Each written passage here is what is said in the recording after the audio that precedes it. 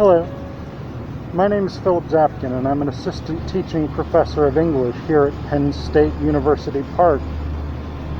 I'm making this video because, like probably everyone else who works in higher education in the US, I've been very concerned over the past several weeks about the inclination that universities seem to have to open back up for in-person classes in the fall. And so I wanted to, and I'm concerned that a lot of times administrators, including President Eric Barron, are taking a sort of best case scenario approach and imagining that things are going to work out a lot better than they likely are in practice. So I wanted to make this video and bring you a bit of a view from the trenches, so to speak. Just take you through a couple of my sort of day-to-day experiences on campus and show you why I think some of the things like social distancing, contact tracing, and so on aren't going to be feasible, even though these are the things that a lot of university administrators across the country have been talking about as necessary prerequisites before it's safe to open for in-person classes in the fall. I'm also going to go ahead and apologize right now if you can't hear me very well. I am wearing a mask because that's part of the basic safety guidelines. Now, if you can just imagine the difficulty, of speaking through a mask to teach 4 sections, which is what I'll be teaching in the fall, and for students to listen to instructors teaching through masks. For many students take 4 or 5 classes a semester. So you compound that, of course, with the difficulty of accents. If you have, say, an Indian or a Chinese professor, or a South Korean or Colombian student for whom English is their second language and who has a very strong accent, you combine that with a mask, it makes it doubly hard for both instructors and for class discussion to go on. So that's my preliminary about masks. But I wanted to take you through some of the spaces that I go on a day-to-day basis while I'm working on campus. So the first one is actually this courtyard that I'm standing in, or that I'm sitting in right now. So this is the courtyard at the College of Medicine. This is a really nice little courtyard outside the Thomas Building, which is right there. Now, right now it's fairly empty, both because campus is officially closed, don't tell anyone I'm here, but also because we don't have classes at the moment. But during the semester, especially in the summer and in the spring, in the summer portion of fall semester, and in the spring, this lawn's going to be full of students. They come out here to sunbathe, to play frisbee, just to sit around, to listen to music, even to study out here. So this is a very challenging area to do any sort of social distancing or contact tracing. You've also got this courtyard section over here. This is an extremely busy junction on campus. You have a lot of students coming, and instructors as well, coming from that direction. And we'll see that road in some more detail later on, because I'm going to take that back toward my office. You also have students coming from these 2 entrances. These stairs tend to be really busy. So you're in contact with dozens, maybe even hundreds of students, faculty, alumni, people coming from the creamery, which is generally that sort of direction. So it's really almost impossible to do any sort of contact tracing or any sort of social distancing, and you've got large numbers of people in this general area. Well, right now I'm on the sidewalk in front of Osmond Labs. I've just come from down there, which is where that courtyard is, and Thomas is, which I couldn't get into. So I'm now headed over to Burroughs, where my office is. But I wanted to talk to you about the sidewalk here. This isn't a particularly wide sidewalk, but it sees a lot of heavy traffic. I typically walk this sidewalk 4, 5, 6 times a day, and that's just me personally.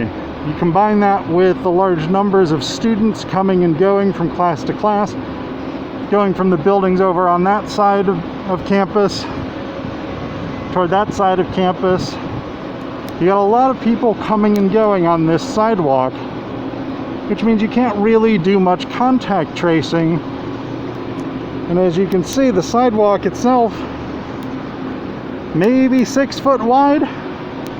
Not really enough space here for multiple students to pass one another while maintaining a safe distance. And when we get over toward Davy Labs over here, the sidewalk seems to get even smaller. It's very difficult over here for 2 students even to walk past one another a lot of the times. So this becomes a very difficult area to maintain any sort of social distancing, to say nothing of contact tracing. I mean, you may come into contact with 20, 25, 30 students very easily here during a transition between class times. So, and you're not going to know who those students are. So even if you later learn that you've contracted coronavirus, you won't be able to say who exactly you've come in contact with, which means it's going to be very difficult to figure out A, who you got it from, and B, who you might have spread it to. So that's one of the major difficulties here, is that so much of the campus requires walking from place to place, which really cuts down on the ability to social distance and to contact trace, which again are 2 of the things that a lot of university administrators have been talking about as key requirements for safely reopening campuses. Now, this is a fairly typical university hallway here at Penn State University Park. We're in the Burroughs Building, so a lot of these are actually offices rather than classrooms. But if you imagine that each of these doors led to a classroom, the way that they do in, say, the Thomas Building or the Willard Building or any of the other classroom-based buildings, you can imagine how many students come through here during a class change. So let's say, on average, classes of 24, which is what we have for English 15 or for 202D. That's 25 people if you count the instructor.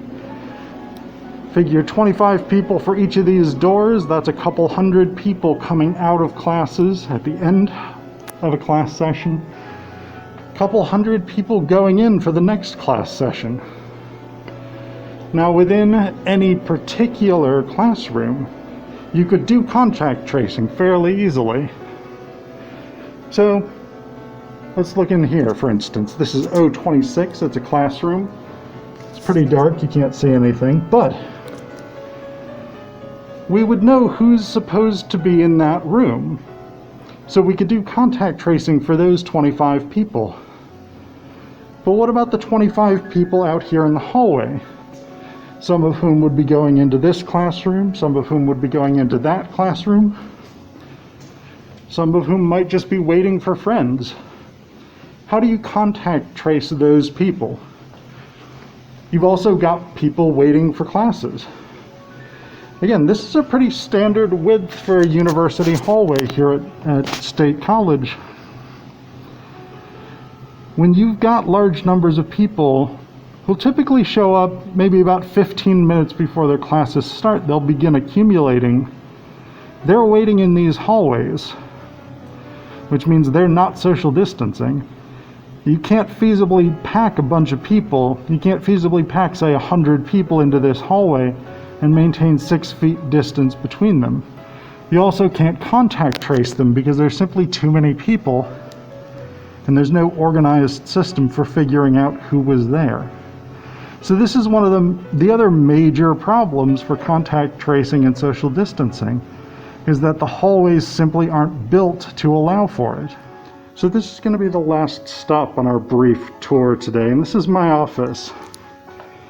Burroughs 17. I share this office with two excellent people, Kevin and Erica, and as you can see, this is not a room we could social distance in. I mean, possibly if Kevin sat over here, and I sat at the very corner over here, and Erica scrunched into her desk, we might be able to get 6 feet between us. But Kevin and I wouldn't be able to use our computers. Now, you compound that with the fact that we hold office hours, mandatory office hours. We are required to hold at least 3 office hours per semester. Once you put students in here, you eliminate all possibility of even maybe getting 6 feet apart from one another. And there have been times where we've each had office hours and each had a student in at the same time. That's 6 people in this office. Sometimes students come in pairs or even threes, especially if they're doing group projects, which they sometimes do in English 15 or in the 202s. So you can have 9, 10 people trying to share this office. Now, realistically, when we have that many people trying to squeeze into the office, usually at least one of the faculty who's in this office will suggest that he or she take their students elsewhere. But still, that's a lot of students, that's a lot of people, and you can't really social distance here.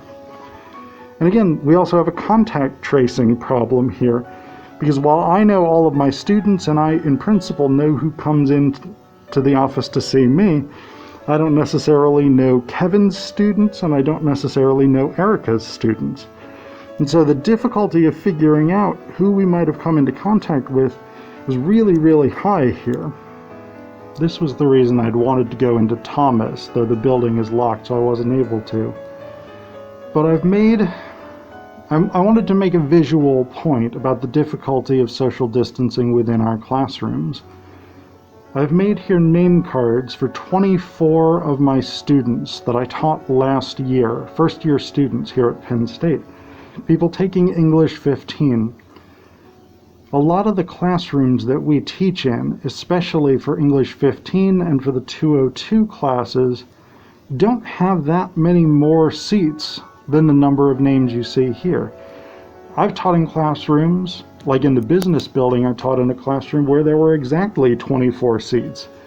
Actually, on the first day of class, they only had 23 chairs, and I had to contact the maintenance people to get another chair put in there. But if we ever lost a seat, we had to have a student sit on the little snack bar thing in the back of the room. I've taught in a lot of classrooms where we had maybe a 32-person capacity with 24 students and 1 instructor. That doesn't leave space to maintain even 2 feet of social distancing, let alone 6 feet, which is the recommendation.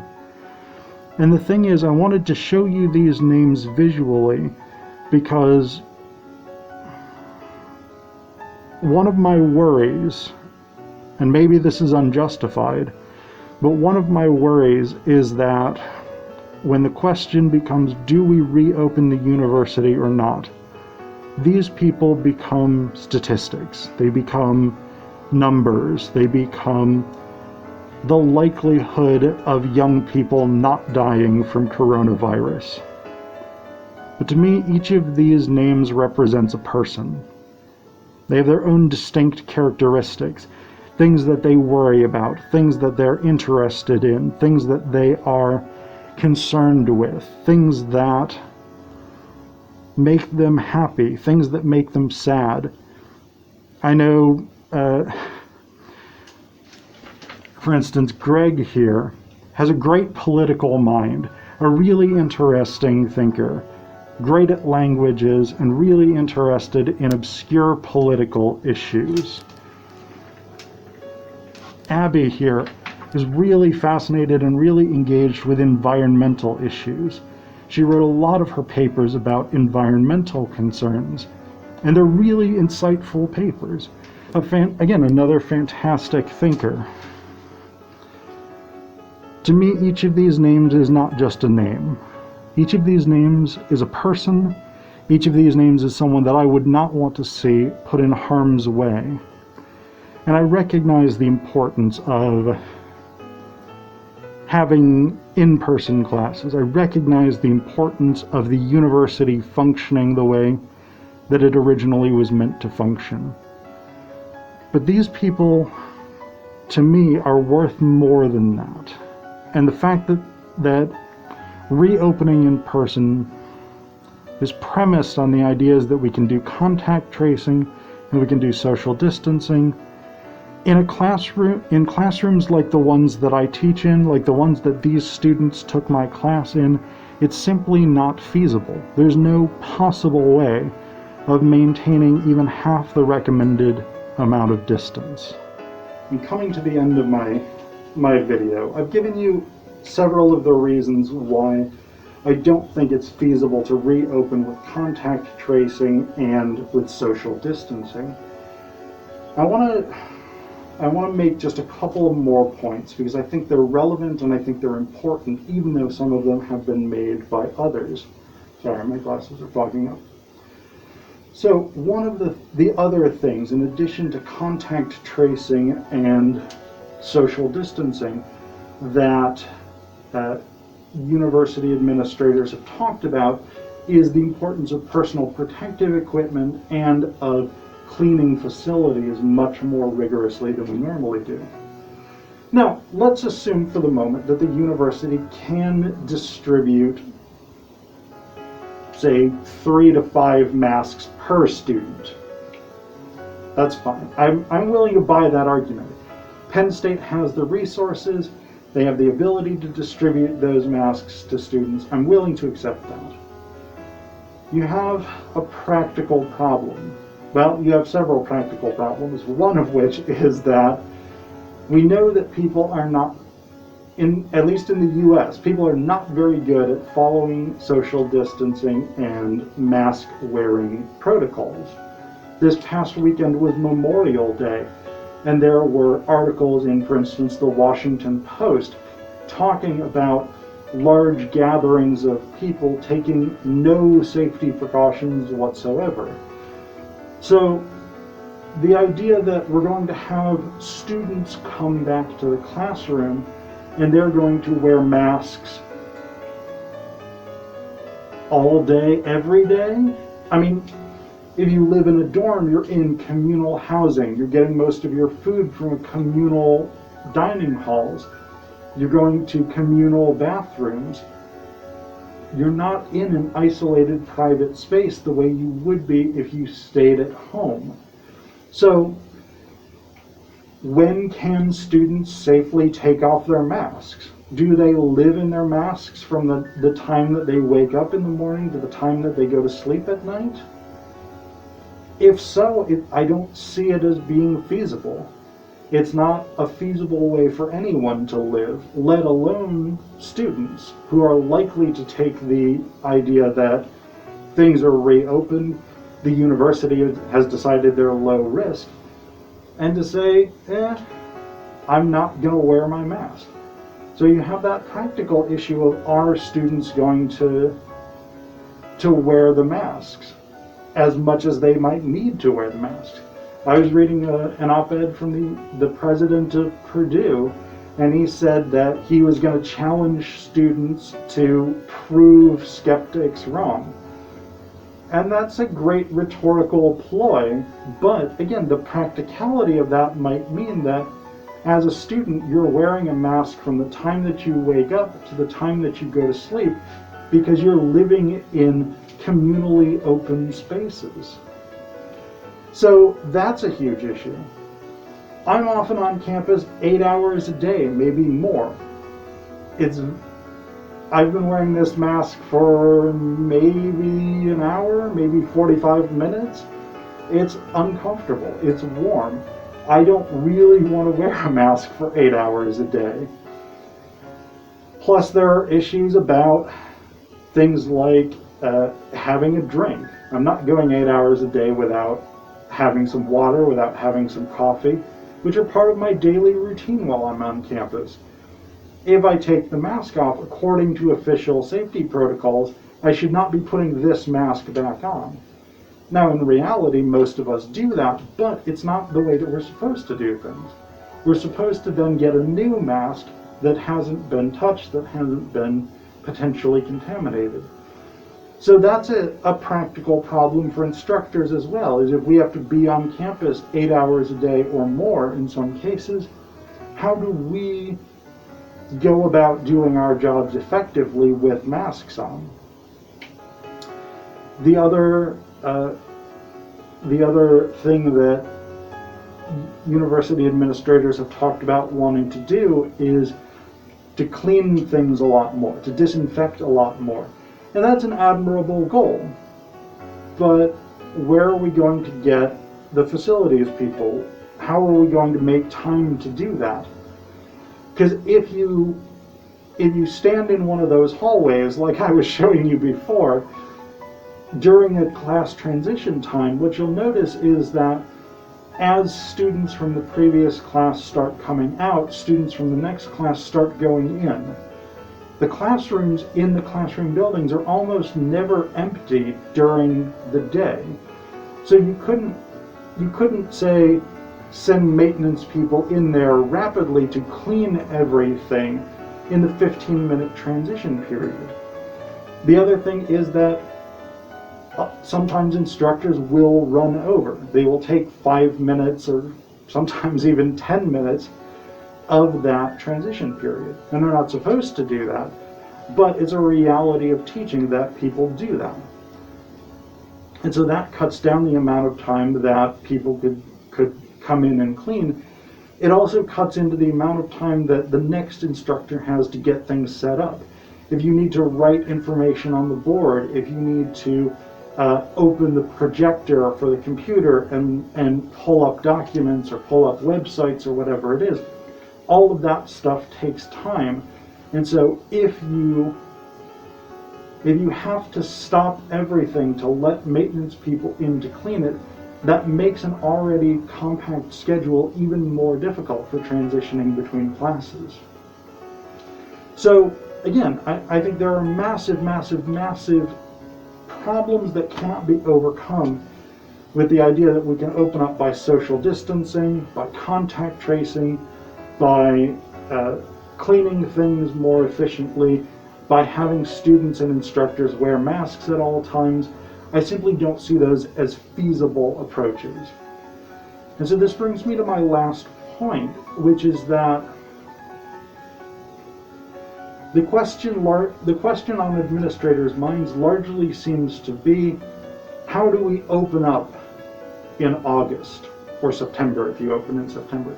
But at Penn State we open in August. How do we start classes safely in August?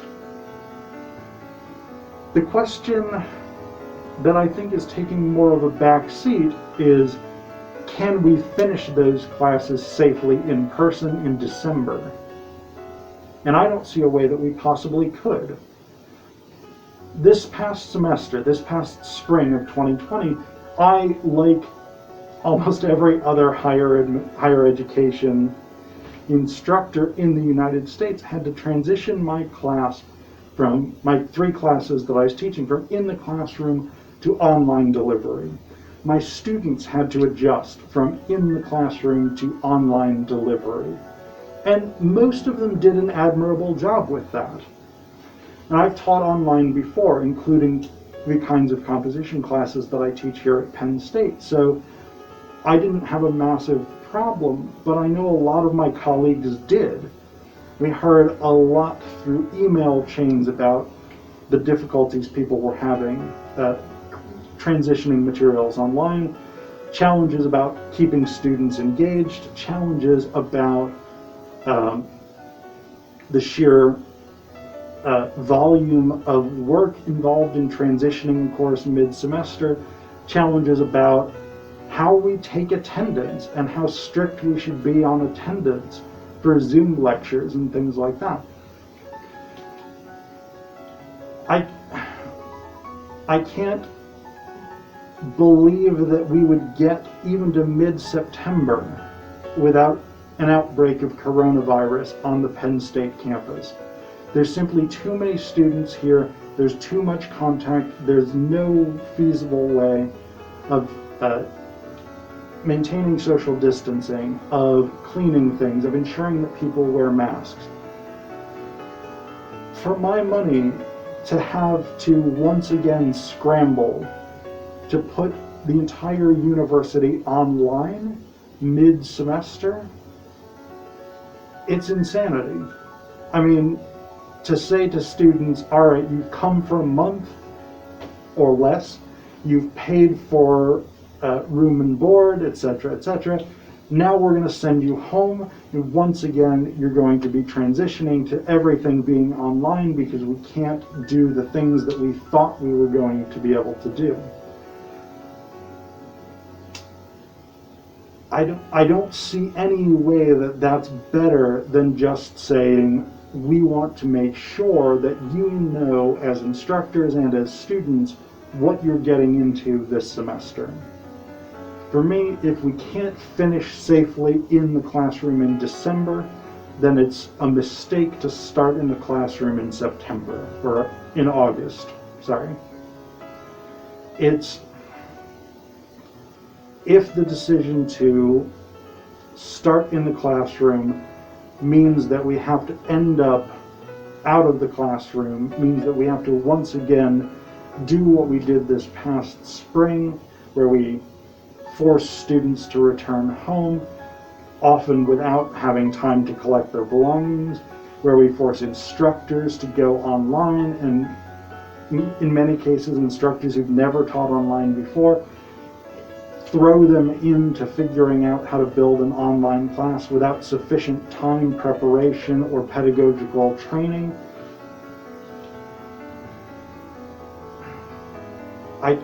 To me, the cost of doing that seems so much higher than the cost of just saying to students, we want to keep you safe, we believe that your safety is valuable, and we don't see a feasible way of ensuring that you will be safe through December.